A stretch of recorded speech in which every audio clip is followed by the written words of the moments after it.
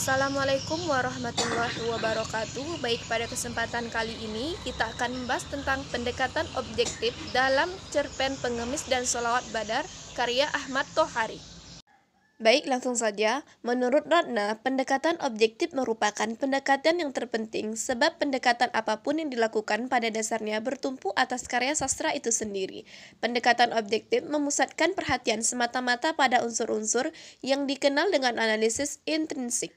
Dengan pendekatan objektif, karya sastra dianggap sebagai sesuatu yang otonom, berdiri sendiri, lepas dari hal yang berada di luar unsur intrinsik. Konsekuensi yang ditimbulkan dari pendekatan objektif adalah menelaah segala unsur ekstrinsik seperti aspek ekonomi, sosial, politik, dan unsur-unsur lainnya.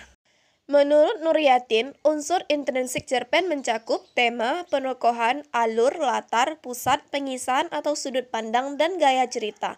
Dari berbagai pendapat para ilmu sastra tersebut disimpulkan secara garis besar unsur intrinsik cerpen adalah tema, tokoh, dan penokohan, alur, latar, amanat, dan gaya bahasa. Cerpen Pengemis dan Sholawat Badar merupakan judul cerpen penutup dari kumpulan cerpen Senyum Karyamin karya Ahmad Tohari. Adapun pengertian tema, Nuryatin mengatakan tema adalah ide sentral sebuah cerita. Tema cerpen ialah dasar cerita, yaitu konsep atau ide atau gagasan yang menjadi dasar diciptakan sebuah cerita. Yang kedua ada tokoh dan penokohan. Tokoh ialah pelaku rakaan yang mengalami peristiwa atau berkelakuan di pelbagai peristiwa. Harjito. Penokohan menurut Lubis dalam Nuryatin ialah gambaran watak atau lakon. Yang ketiga ada alur. Alur ialah peralihan dari satu keadaan-keadaan yang lain. Demikian yang dikemukakan oleh Luxemburg dan Harjito. Selanjutnya latar. Harjito mengatakan latar adalah segala petunjuk, keterangan, acuan yang berkait dengan waktu, ruang, suasana terjadinya peristiwa. Yang kelima amanat. Nuryatin mengatakan amanat dapat diartikan sebagai pesan yang ingin disampaikan pengarang kepada pembaca. Keenam gaya bahasa. Menurut Abrams Nurgiantoro, gaya bahasa adalah cara pengucapan bahasa dalam prosa atau bagaimana seseorang pengarang mengungkapkan sesuatu yang akan dikemukakan. Baik, langsung saja kita ke pembahasan inti, yaitu tentang pendekatan objektif dalam cerpen Pengemis dan Sholawat Badar. Yang pertama ada tema. Tema dalam cerpen ini diceritakan tokoh pengemis yang mengemis dengan melantunkan sholawat badar. Untuk menentukan tema cerpen dilakukan dengan cara, pertama ada A, persoalan yang paling menonjol, yang mana dapat dilihat pada kutipan berikut. Suasana sangat gerah, sangat bising, dan para penumpang tak berdaya melawan keadaan yang sangat menyiksa itu. Dalam keadaan seperti itu, harapan para penumpang hanya satu. Hendaknya sopir cepat datang dan bus segera bergerak kembali untuk meneruskan perjalanan ke Jakarta.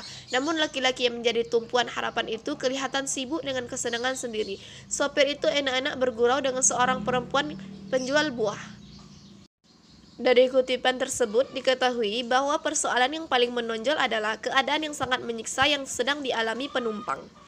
Selanjutnya persoalan yang menimbulkan konflik. Persoalan yang menimbulkan konflik dapat dilihat pada kutipan berikut. Sopir yang marah menjalankan busnya dengan gila-gilaan. Konduktor diam, tetapi kata-kata kasarnya mendadak tumpah lagi. Kali ini bukan kepada sopir, melainkan kepada pengemis yang jongkok dekat pintu belakang. Dari kutipan tersebut diketahui bahwa persoalan yang menimbulkan konflik adalah sopir yang menjalankan bus dengan gila-gilaan dan konduktor menumpahkan kemarahannya kepada pengemis. Selanjutnya persoalan yang banyak memerlukan waktu penceritaan. Persoalan yang banyak memerlukan waktu penceritaan dapat dilihat dari kutipan berikut. Sementara para penumpang lain kelihatan sangat gelisah dan jengkel, aku mencoba bersikap lain. Perjalanan semacam ini sudah puluhan kali aku alami. Dari pengalaman seperti itu, aku mengerti bahwa ketidaknyamanan dalam perjalanan tak perlu dikeluhkan karena sama sekali tidak mengatasi keadaan. Supaya jiwa dan raga tidak tersiksa, aku selalu mencoba berdamai dengan keadaan. Maka aku baca semuanya dengan tenang. Sopir yang tak acuh terhadap nasib para penumpang itu, tukang-tukang asongan yang sangat berisik itu, dan lelaki yang setengah mengantuk sambil mengepulkan asap di belakang itu. Berdasarkan kutipan tersebut, diketahui bahwa persoalan yang banyak memerlukan waktu penceritaan adalah para penumpang sangat gelisah dan jengkel dengan berhentinya bus yang ditumpangi. Selanjutnya, tentang tokoh dan penokohan. Pertama, tokoh. Yaitu ada tokoh utama. Tokoh utama ditentukan dengan cara melihat intensitas keterlibatan tokoh dalam peristiwa-peristiwa yang membangun cerita yang sering muncul. Terdapat pada kutipan berikut. Masih banyak hal yang belum sempat aku baca ketika seorang lelaki naik ke dalam bus. Celana, baju, kopiahnya berwarna hitam. Dia narik naik dari pintu depan. Begitu naik lelaki, ia mengucapkan salam dengan fasih. Kemudian dari mulutnya mengalir selawat badar dalam suara yang bening, dan tangannya menengadah. Lelaki itu mengemis. Aku membaca dengan pengemis ini dengan perasaan yang sangat dalam. Aku dengarkan baik-baik selawatnya. Ya, persis, aku pun sering membaca selawat seperti itu, terutama dalam pengajian-pengajian umum atau rapat-rapat. Sekarang kulihat dan kudengar sendiri ada laki-laki membaca selawat badar untuk mengemis. Dari kutipan tersebut dijelaskan bahwa tokoh yang memiliki intensitas keterlibatan dalam peristiwa adalah pengemis. Selanjutnya, tokoh yang banyak berhubungan dengan tokoh lain. Tokoh yang banyak berhubungan dengan tokoh lain dapat dilihat pada kutipan berikut. Pertama, tokoh pengemis berhubungan dengan tokoh aku. Tokoh pengemis berhubungan dengan tokoh aku dapat dilihat pada berikut. Semula ada perasaan tidak setuju mengapa hal-hal yang kudus seperti bacaan selawat itu dipakai untuk mengemis. Tetapi perasaan demikian lenyap ketika pengemis itu sudah berdiri di depanku. Mungkin karena setelah itu maka tanganku bergerak merogoh kantong dan memberikan selembar ratusan. Atau karena ada banyak hal yang dapat dibaca pada wajah pengemis itu. Dari kutipan tersebut diketahui bahwa tokoh pengemis mendatangi tokoh aku untuk mengemis. Selanjutnya, tokoh pengemis yang berhubungan dengan konduktor terlibat pada kutipan berikut. Sopir yang marah menjalankan busnya dengan gila-gilaan. Konduktor diam, tetapi kata-kata kasarnya mendadak tumpah lagi. Kali ini bukan kepada sopir, melainkan kepada pengemis yang jongkok dekat pintu belakang. Hei Sira, kenapa tidak turun? Mau jadi gembel di Jakarta? Kamu tidak tahu gembel di sana pada dibuang ke laut dijadikan rumpon. Berdasarkan kutipan tersebut, diketahui bahwa tokoh pengemis dimarahi oleh tokoh konduktor karena tidak turun.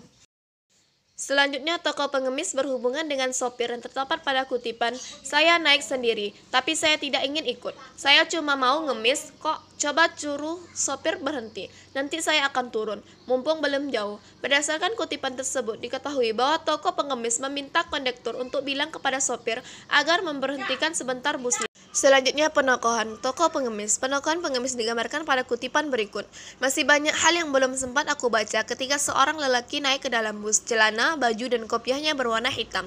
Dari kutipan tersebut, tokoh pengemis digambarkan sebagai seseorang yang memakai celana, baju, dan kopiahnya berwarna hitam. Hal itu disampaikan pengarang secara tersurat. Selanjutnya, alur. Analisis alur dalam cerpen Pengemis dan Selawat Badar karya Ahmad Tohri meliputi awal, tengah, akhir. Alur awal meliputi perkenalan tokoh, latar, dan awalan konflik, yaitu saat tokoh aku bercerita telah memasuki stasiun Cirebon tepat ketika matahari telah mencapai pucuk langit. Awalan konflik dimulai saat bus berhenti menunggu tambahan penumpang yang dengan cepat mengubah bus menjadi pasar yang hiruk-hiruk. Disusul dengan seseorang lelaki tua berpakaian serba hitam yang mengemis dengan melantunkan selawat. Selanjutnya, alur tengah meliputi pertikaian puncak dari konflik cerita, yaitu pada saat dua awak bus antara sopir dan konduktor bertengkar. Sopir menjalankan bus dengan gila-gilaan. Konduktor meluapkan kesalahannya pada pengemis, dan pengemis pasrah dengan apapun yang akan dilakukan konduktor. Selanjutnya ada alur akhir, merupakan penyelesaian dari jalannya cerita, yaitu pada saat bus mengalami kecelakaan dengan truk tangki, semua penumpang terluka parah kecuali pengemis yang masih bisa keluar dari bus tanpa tergores luka sedikit pun dan terus melantunkan sholawat badar. Selanjutnya, latar. Pertama ada latar waktu. Latar waktu diketahui pada kutipan berikut. Bus yang aku tumpangi masuk terminal Cirebon ketika matahari hampir mencapai puncak langit. Tarik matahari ditambah dengan panasnya mesin diesel tua memanggang bus itu bersama isinya. Dari kutipan tersebut diketahui bahwa latar waktunya adalah pada siang hari. Berdasarkan uraian tersebut disimpulkan bahwa latar waktu dalam cerpen Pengemis dan Selawat Badar adalah pada siang hari. Selanjutnya, latar tempat. Latar tempat dapat dilihat pada kutipan berikut. Bus yang aku tumpangi masuk terminal Cirebon ketika matahari hampir mencapai puncak langit. Dari kutipan tersebut diketahui bahwa latar tempatnya adalah terminal Cirebon. Yang selanjutnya adalah latar sosial. Latar sosial dapat dilihat pada kutipan berikut. Bus yang aku tumpangi masuk terminal Cirebon ketika matahari hampir mencapai pucuk langit. Terik matahari ditambah dengan panasnya mesin diesel tua membanggang bus itu bersama isinya. Untung tak begitu penuh sehingga sesama penumpang tak perlu bersinggung badan. Namun dari sebelah kiri ikut bertiup bau keringat melalui udara yang dialirkan dengan kipas koran. Dari belakang terus-menerus mengepul asap rokok dari mulut seseorang lelaki yang setengah mengantuk. Dari kutipan tersebut dapat diketahui bahwa latar sosialnya adalah keadaan yang tidak enak di dalam bus.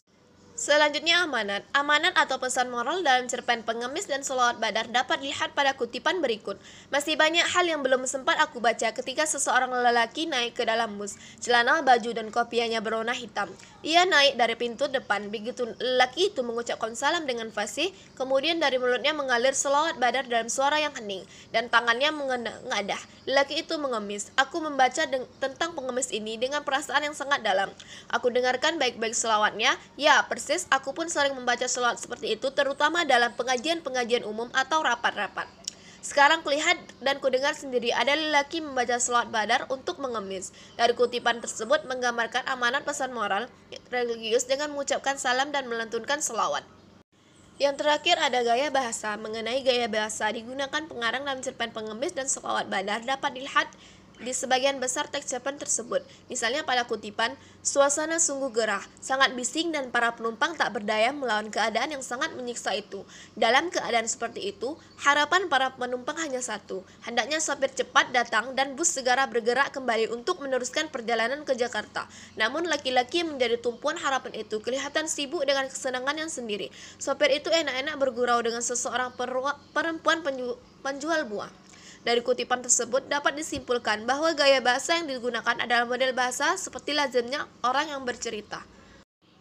Baik, hanya itu yang dapat saya sampaikan. Mohon maaf jika banyak kesalahan saya akhiri. Wassalamualaikum warahmatullahi wabarakatuh. Terima kasih.